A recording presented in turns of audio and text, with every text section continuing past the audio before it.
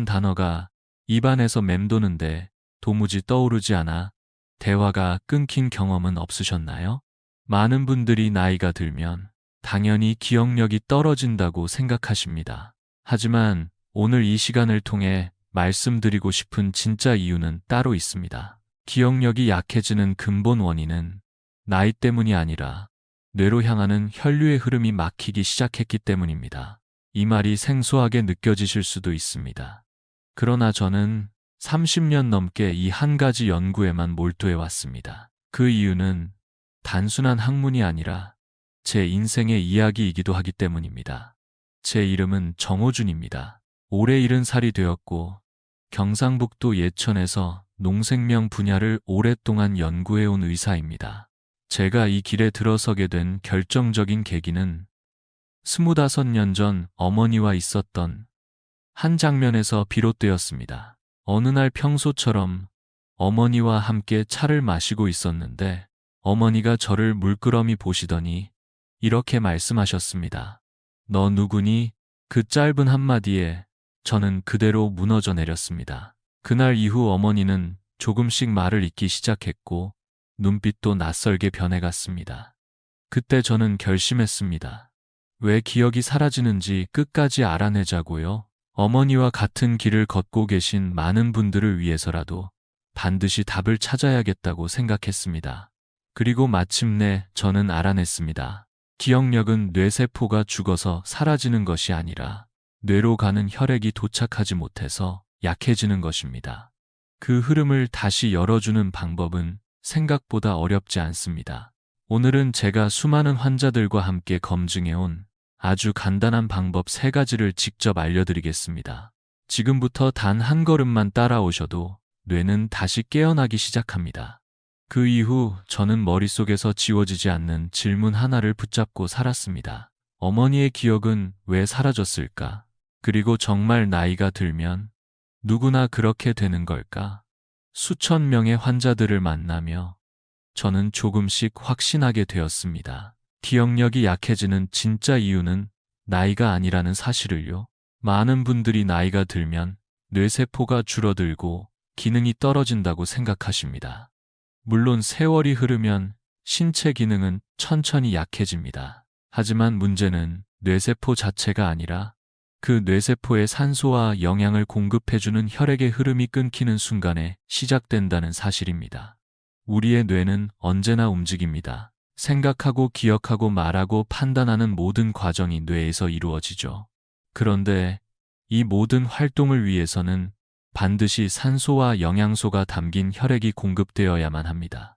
혈액이 머리까지 올라가지 않으면 아무리 건강한 뇌세포라도 제 기능을 할 수 없습니다. 많은 분들이 퍼즐을 맞추고 책을 읽고 머리를 쓰면 기억력이 좋아진다고 믿습니다. 물론 도움이 됩니다. 하지만 중요한 전제가 빠져 있습니다. 피가 도달하지 않으면 뇌는 절대 깨어나지 못합니다. 더구나 나이가 들수록 문제는 더욱 복잡해집니다. 뇌로 가는 길목이 단순히 늙는 게 아니라 여기저기 굽고 뻣뻣해지기 시작합니다. 특히 목 뒤쪽과 어깨 근육들이 딱딱하게 굳기 시작하면 뇌로 향하는 통로가 점점 좁아지고 맙니다. 그 순간부터 단어가 생각나지 않고 말이 끊기며 집중력이 흐려지는 증상이 시작됩니다. 저는 어머니를 통해 처음으로 그 과정을 직접 눈으로 목격했습니다. 나이 때문이 아니라 멈춘 흐름이 기억을 지워간다는 사실을요. 이 진실을 알게 된 후부터 저는 더 이상 기억력 회복이 불가능한 꿈이 아니라고 믿게 되었습니다. 그러면 이 막힌 흐름을 어디서부터 어떻게 다시 열 수 있을까요? 지금부터는 그 길을 하나씩 구체적으로 안내해 드리겠습니다. 그 첫 번째 열쇠는 놀라울 만큼 가까운 곳에 있습니다. 거울을 보지 않아도 손끝으로 금방 찾을 수 있는 지점, 바로 귀 뒤쪽, 머리와 목이 만나는 곳에 자리 잡은 풍지혈이라는 혈자리입니다. 이 자리는 예로부터 한의학에서 뇌를 깨우고 기억력을 도와주는 자리로 알려져 왔습니다. 그리고 현대의학에서도 뇌로 향하는 혈류가 이 지점을 통해 통과한다는 사실이 밝혀졌습니다. 풍지혈은 귀의 아랫부분 뒤쪽에서 손가락 하나 정도 떨어진 위치에 살짝 들어간 부분입니다. 양쪽 귀 뒤에 각각 있으며 손가락 2개로 동시에 눌러줄 수 있습니다. 방법은 어렵지 않습니다. 양손의 검지 또는 중지를 사용하여 부드럽게 눌러주며 작은 원을 그리듯 천천히 돌려주면 됩니다. 너무 세게 누르지 마시고 10초 정도 천천히 원을 그리며 마사지해 주세요. 이 동작을 하루 3번 정도 반복하면 뇌로 향하는 혈류의 흐름이 눈에 띄게 달라집니다. 처음에는 별다른 느낌이 없을 수도 있습니다. 하지만 30초 정도 지나면 머리가 맑아지는 느낌, 눈이 또렷해지고 말이 더 쉽게 나오는 경험을 하게 되는 분들이 많습니다. 어떤 분들은 목덜미가 시원해지거나 어깨가 가벼워지는 느낌을 받았다고 말씀하십니다. 그만큼 이 작은 자극이 우리 뇌를 다시 깨우는 첫걸음이 될 수 있다는 뜻입니다. 저는 지금까지 수백 명의 어르신들께 이 방법을 권해드렸습니다. 그리고 놀라운 공통된 반응을 들었습니다. 머리가 맑아졌어요. 말이 더 잘 나와요. 눈이 선명해졌어요. 이 모든 변화는 피가 다시 길을 찾기 시작했기 때문입니다. 풍지혈을 자극하는 것은 단순한 마사지를 넘어서 뇌로 향하는 첫 번째 문을 여는 행동입니다. 지금 이 순간에도 여러분의 손끝은 뇌와 연결되어 있습니다. 이제 두 번째 길을 함께 열어볼 시간입니다. 이번에는 등을 따라 흐르는 큰 혈류의 고속도로를 깨워보겠습니다. 풍지혈을 통해 뇌로 가는 첫 번째 문을 열었다면 이제는 두 번째 큰 길을 깨워야 할 시간입니다. 그 길은 바로 우리 등입니다. 등은 단순히 등을 펴고 기대는 곳이 아닙니다. 몸 전체를 지탱하는 중심이며 심장에서부터 머리까지 피를 밀어올리는 가장 큰 통로이기도 합니다. 저는 이 부분을 혈류의 고속도로라고 표현합니다.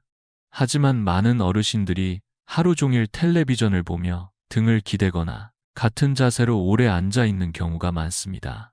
이렇게 등이 굳고 긴장된 상태가 계속되면 그 고속도로는 점점 막히고 좁아지기 시작합니다. 결국 심장에서 보낸 피가 머리까지 도달하지 못하는 상황이 벌어지게 됩니다.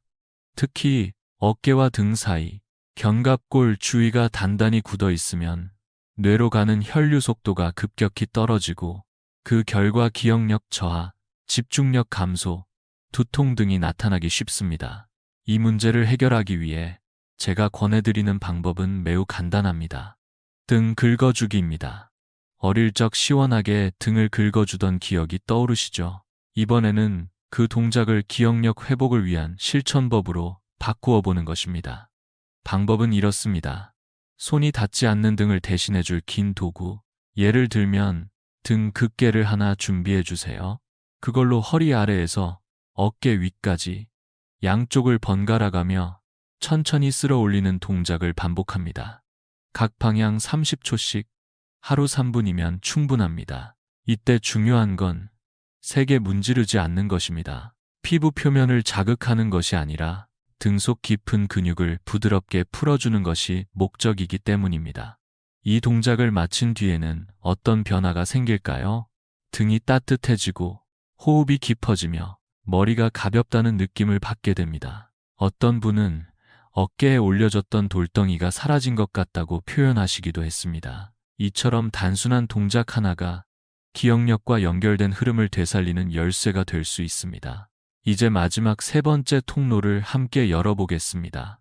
바로 목, 뇌로 가는 가장 마지막이자 중요한 관문입니다. 등에서 시작된 혈류의 고속도로는 이제 마지막 관문을 지나 뇌로 들어갑니다.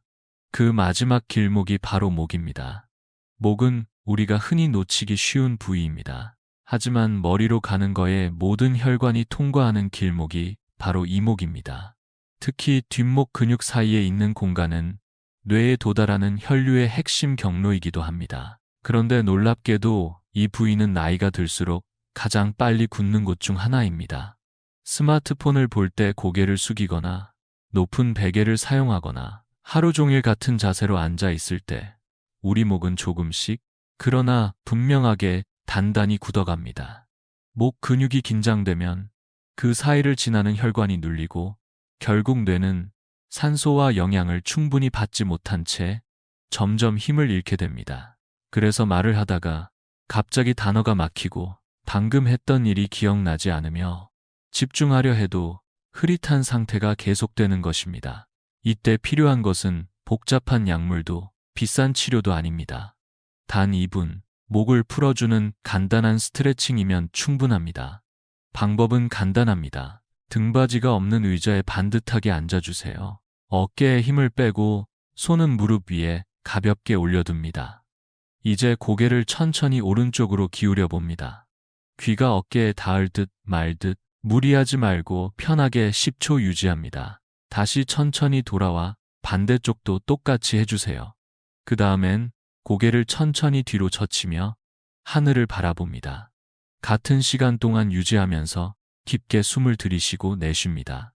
이때 양쪽 어깨를 자연스럽게 펼치고 손바닥으로 허벅지를 살짝 눌러주세요. 이 단순한 동작은 뒷목에서 어깨까지 연결된 혈류의 문을 활짝 여는 스트레칭입니다. 한 번만 해보셔도 알 수 있습니다. 고개가 돌아가고 피가 흐르고 기억이 다시 깨어나는 느낌. 이제 3가지 길 중 마지막 관문까지 모두 열었습니다. 그러나 여기서 끝이 아닙니다. 아무리 좋은 자극도 나쁜 습관을 고치지 않으면 의미가 없습니다. 지금까지 우리는 뇌로 향하는 3가지 통로를 모두 열어보았습니다. 귀 뒤 풍지혈을 자극하고 등을 부드럽게 풀어주며 목의 긴장을 풀어 혈류의 마지막 관문까지 열었지요. 그러나 여기서 한 가지 꼭 짚고 넘어가야 할 점이 있습니다. 아무리 좋은 자극과 운동을 해도 그 흐름을 매일 막아버리는 습관을 반복하면 모든 노력이 헛수고가 된다는 사실입니다. 저는 30년 넘게 환자분들을 만나며 반복해서 느꼈습니다. 기억력을 떨어뜨리는 가장 조용하고 무서운 적은 나이가 아니라 일상 속의 잘못된 습관이라는 것을요. 그 중에서도 꼭 바꿔야 할 3가지 습관이 있습니다. 첫째는 고개를 숙인 채 스마트폰을 오랫동안 보는 습관입니다. 식탁에서도 소파에서도 누워서도 목을 깊이 숙인 채 작은 화면을 응시하는 자세. 이 자세는 뒷목 근육을 비정상적으로 긴장시키고 풍지혈을 압박해 혈류를 막아버리는 가장 대표적인 원인입니다. 둘째는 높은 베개를 베고 자는 습관입니다. 잠을 자는 동안 머리로 가는 혈류를 6시간 이상 차단하는 결과를 초래합니다. 실제로 높은 베개를 사용하는 분들 중 아침에 머리가 무겁고 눈이 침침하다는 증상을 호소하는 경우가 많습니다. 베개는 머리와 목이 일직선이 되는 낮고 단단한 것을 추천드립니다. 셋째는 한 자세로 너무 오래 앉아 있는 습관입니다. 특히 푹신한 소파에 앉아 드라마나 뉴스를 1~2시간씩 보게 되면 등과 어깨가 굽고 자세가 앞으로 무너지며 뇌로 향하는 혈류는 점점 막히게 됩니다. 꼭 TV를 보셔야 한다면 광고 시간마다 일어나 어깨를 한번 돌리고 목을 천천히 한 번만 움직여주세요. 이 3가지 습관은 생각보다 많은 분들이 무심코 반복하고 있습니다. 하지만 지금 이 순간부터라도 한 가지씩만 바꾸면 여러분의 뇌는 분명히 반응하기 시작할 것입니다. 습관을 바꾸는 것이 중요하다는 사실은 모두 알고 계십니다. 하지만 머리로는 알지만 실제로 실천하는 건 또 다른 문제지요. 저희 병원에서도 처음에는 의욕적으로 시작했다가 3일, 길어야 일주일 만에 포기하시는 분들을 자주 만났습니다. 이유는 하나였습니다. 자주 까먹기 때문입니다. 사람은 누구나 반복을 잊습니다. 그래서 저는 환자분들께 늘 같은 말씀을 드립니다. 기억력 회복은 결심이 아니라 구조입니다. 그 구조는 어렵지 않습니다. 단지 눈에 보이게 만들어주는 것, 그게 전부입니다. 제가 가장 추천하는 방법은 아주 간단합니다. 달력처럼 생긴 요일표를 하나 만들어서 눈에 잘 띄는 곳에 붙여두는 것입니다. 예를 들면 냉장고, 욕실 거울, 방문 앞 또는 스마트폰 배경화면도 좋습니다. 요일별로 하루에 하나씩만 정해놓는 겁니다. 월요일, 풍지혈 마사지, 화요일, 등 긋기, 수요일, 목 스트레칭, 목요일, 깊은 복식 호흡, 금요일, 다시 풍지혈 마사지, 토요일, 어깨 돌리기, 일요일 전체 복습, 이렇게 하루에 단 하나의 동작만 정해두면 부담 없이 실천할 수 있고 무엇보다 잊을 일이 훨씬 줄어듭니다. 자주 잊는 분들은 휴대폰에 알람을 설정해 보세요. 알람 이름을 이렇게 정해 보세요. 기억력 5분 점검 시간. 또 하나 중요한 건 가족과 함께 실천하는 것입니다. 손자나 자녀에게 오늘은 무슨 요일이냐고 물어봐 달라고 해보세요. 오늘은 목요일이니까 호흡하는 날이지? 이렇게 가족과 함께하면 훨씬 오래 지속할 수 있습니다. 실제로 저희 환자 중 74살 이순자 할머니께서는 이렇게 말씀하셨습니다. 요즘은 TV를 보고 있어도 오늘은 목 돌리는 날이지 하고 자연스럽게 떠올라요. 이것은 단순한 습관이 아니라 뇌가 다시 깨어나기 시작했다는 증거입니다. 이순자 할머니처럼 매일 작은 실천을 통해 변화된 분들이 정말 많습니다. 그 중에서도 지금까지 제 마음에 가장 깊이 남아있는 분 한 분이 계십니다. 74살 김영수 할아버지입니다. 그분은 늘 말씀하셨습니다. 휴대폰 없으면 전화 하나도 못해요. 번호는 하나도 기억이 안 나요. 그런데 어느 날 외래 진료를 마치고 돌아가는 길에 저를 붙잡고 이렇게 말씀하셨습니다. 선생님, 저 진짜 신기한 일이 있었어요. 무슨 일이었냐고 여쭈니 그날따라 휴대폰 배터리가 갑자기 꺼졌다고 하셨습니다. 집에서 급히 전화를 해야 하는데 휴대폰이 꺼져버리니 너무 당황스러우셨다고요? 그런데 몸이 먼저 반응했다고 하셨습니다. 거실에 있는 유선 전화를 집어들고 손가락이 천천히 하나하나 번호를 눌렀답니다. 처음엔 자신도 믿기지 않았다고 하셨습니다. 번호가 기억난 게 아니고 손이 먼저 움직였어요. 이상했어요. 그리고 신호음이 울리고 그 너머에서 아들의 목소리가 들리는 순간 눈물이 주르륵 흘렀다고 하셨습니다. 그분이 마지막에 하신 말이 아직도 제 귓가에 생생합니다.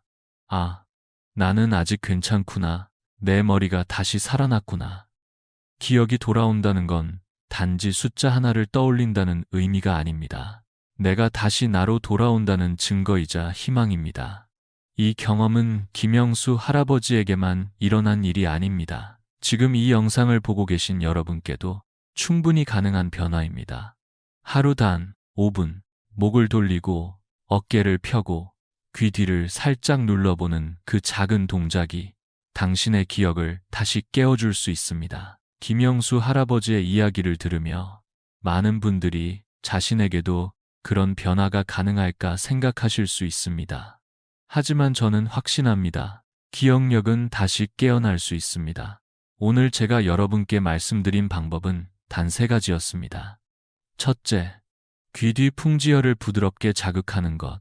둘째, 등을 가볍게 쓸어 올리며 긴장을 풀어주는 것. 셋째, 목을 천천히 돌리며 혈류의 마지막 문을 여는 것. 이 3가지는 특별한 도구도 복잡한 지식도 필요 없습니다.